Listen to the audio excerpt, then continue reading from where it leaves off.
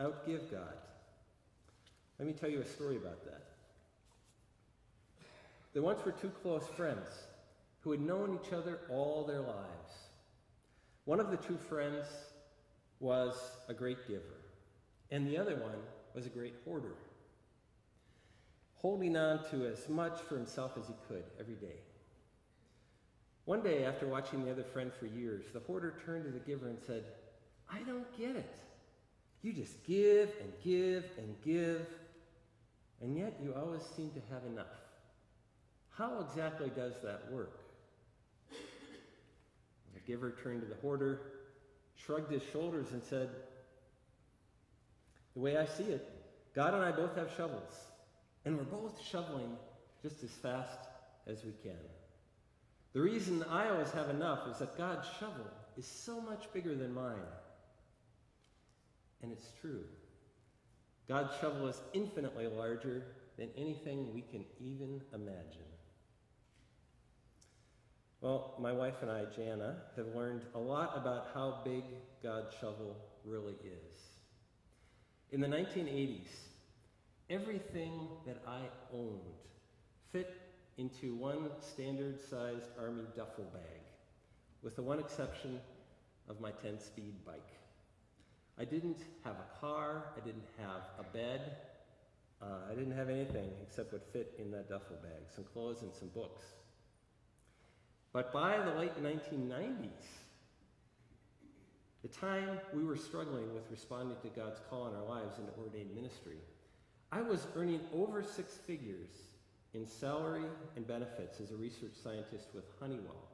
Jana was earning a good living, leading a prestigious research project at the University of Minnesota and operating a private practice.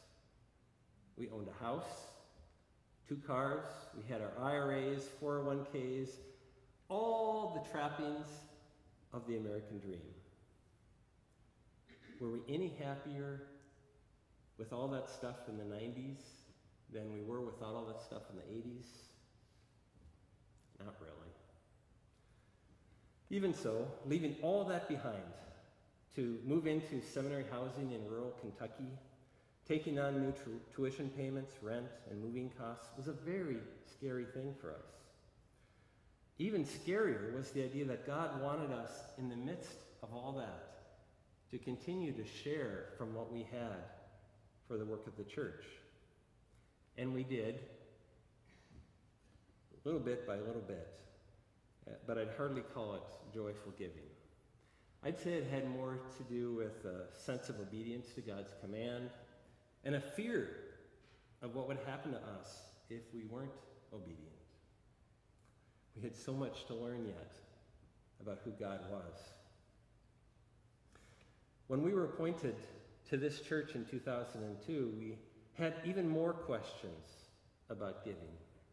What did it mean for us as appointed church leaders now to be giving? Again, the sense of responsibility and obedience raised its head, and we made a commitment to give a percentage of our income to the work of the Lord. And I think, if I'm recalling right, it was somewhere around 5% of our combined take-home pay, which seemed at the time so risky and bold in a time of moving expenses and uncertainty. Even so, I felt very clearly that we were only doing what I knew we could easily do. Very little faith really was required. We were still so fearful and still had so much to learn about God. Well, we slowly began increasing our giving, again out of a sense of what we had, not out of a sense of faith. But we finally had our big giving breakthrough when our district superintendent at the time, Cindy Gregerson, asked all the pastors in the Minnesota Annual Conference to respond to a new pastor's profile by answering a simple question. Do you tithe? Yes or no? Well, of course, we didn't tithe. And as tithe in the classic sense of offering 10%.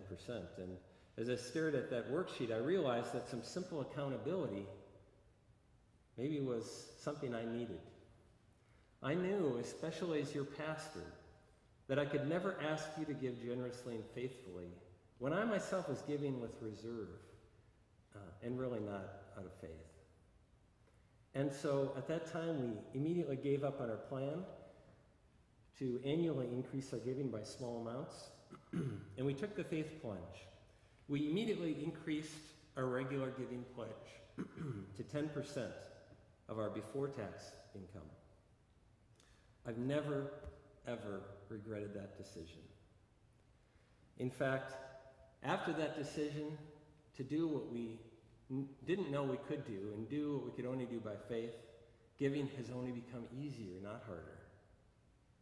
Most recently, when Pastor Mark and I asked you to reduce our salaries by 10% in order to ease the budget pressures of the recession on the church budget, Jan and I saw an opportunity to, in effect, increase our giving by not reducing our pledge this year as the salary went down, even though our income is significantly lower.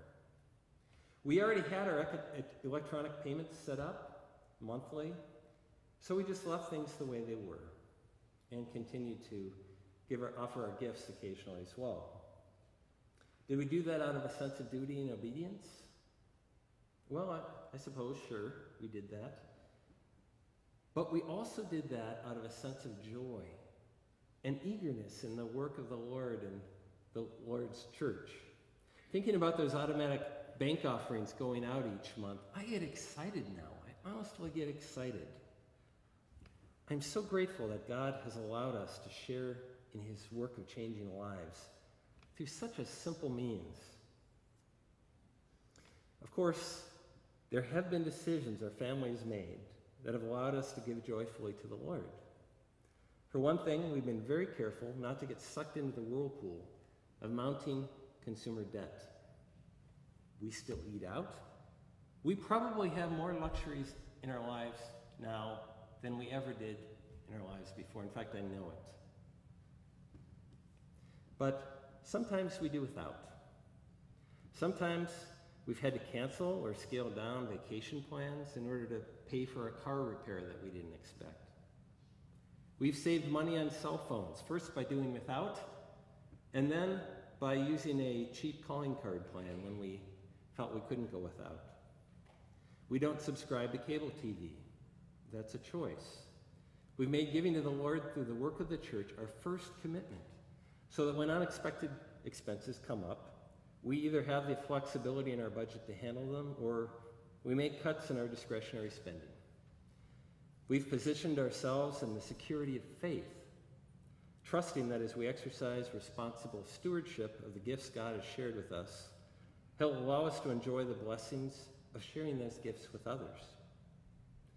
See, greedy giving doesn't mean always having all we want. Greedy giving means being so caught up in the joy and excitement of the Lord's work that giving sacrificially changes from an act of obedient sacrifice to one of joyful surrender to God's will and God's Spirit. Well, I know it's July, so Christmas is the last thing on your mind, right? But I want you to think back to that timeless Christmas tale, How the Grinch Stole Christmas. If you'll remember, the Grinch's basic problem was not that he was a mean old hermit, although he was. The problem was much deeper than that. It was a condition of his heart, which was 2 sizes too small. And that's the problem most of us face as well. It's not that we don't have enough money, or that we don't care about the mission of Christ. It's that we haven't allowed enough of God's Spirit into our hearts to be transformed. Paul writes to the Corinthians, if the willingness is there, the gift is acceptable according to what one has, not according to what one does not have.